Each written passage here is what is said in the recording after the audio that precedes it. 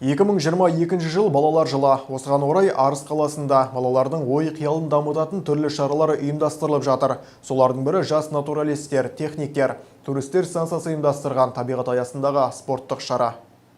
Арыс қаласының адами әлеуетті дамыту бөлімінің жас натуралистер, техниктер, туристер станциясы коммуналдық мемлекеттік мекемесі 1 маусым балаларды қорғау күніне орай біз бақытты баламыз тақырыбында спорттық сайыс ұйымдастырды. Қызықты да тартысқа толы бәсеке қаладағы темір жолшылар саябағында өтті. Ғылымға ұмтылған жас өрендерді мекеме директоры Ұлжалғас Оңғарбайқызы балаларды қорғау мерекесімен құттықтап спорттық шарада сәттілік тіледі. Бүгін міне 1 маусым балаларды қорғау күні қарсаңына орай біздің жас натуралистер, техниктер, туристер станциясы, коммуналдық мемлекеттік мекемесі жалпы үйірмемізге қатысатын оқушылар арасында балалар күніне қарсы орай іс-шара ұйымдастырып отыр. Әрине бұл іс-шара барысында өздеріңіз көріп отырсыздар, спорттық сайыстардың бір түрі көбелек деп жатады, және кедергілерден өту, аспалы көпірден өту, және жоғарғы жылжымалы тастардан өту болып саналады.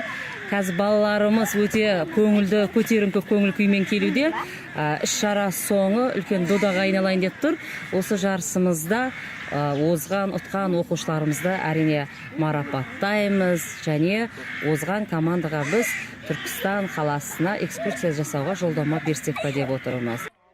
438 оқушы, 27 топ қарастырылған заманауи мамандықтар үйірмесі 2012 жылдан бері жұмыс жасайды. Үйірменің мақсаты балаларды спортқа баулай отыра оқушылардың бос уақытын тиімді пайдалану. Мекеме жас экологтар бақыты, сондай-ақ жас техниктер бақыты бойынша білім береді. 5 сынып пен 10 сынып арасындағы балаларды қамтитын үйірмеде оларға қоршаған ортаның құбылыстары турасында, жануарлар мен өсімдіктер әлемі туралы білім алып, табиғатпен дұрыс қатынас жасауды үйретеді. Сондай-ақ үйірме қатысушылары заманауи мамандықтар бойынша теориялық білімдерін тәжірибе жүзінде ұштап, кәсіптік бағдар алуын молайтады. Тартысқа толы спорттық шара соңында ептілігімен көзге түскен жас өрендер алғыс хатпен марапатталды. Белсенділік танытқаны үшін Қазыбек марапатталады.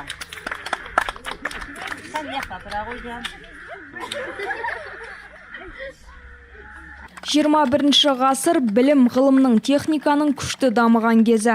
Қазіргі мектеп партасында отырған оқушы ақпарат көзінің барлық түрін жетік біледі деуге болады. Компьютер, ғаламтор, ұялы байланыс оқушының кітап оқуға деген құлшынысын төмендетіп отыр. Сондықтан да педагогтар баланың жас ерекшелігін есепке ала отырып, оның психологиялық ерекшелігін отбасы жағдайында назардан тыс қалдырмауы тиіс. Жұмайым Абызбай, Мержан Ғалымжанұлы, Арт ТВ жаңалықтары.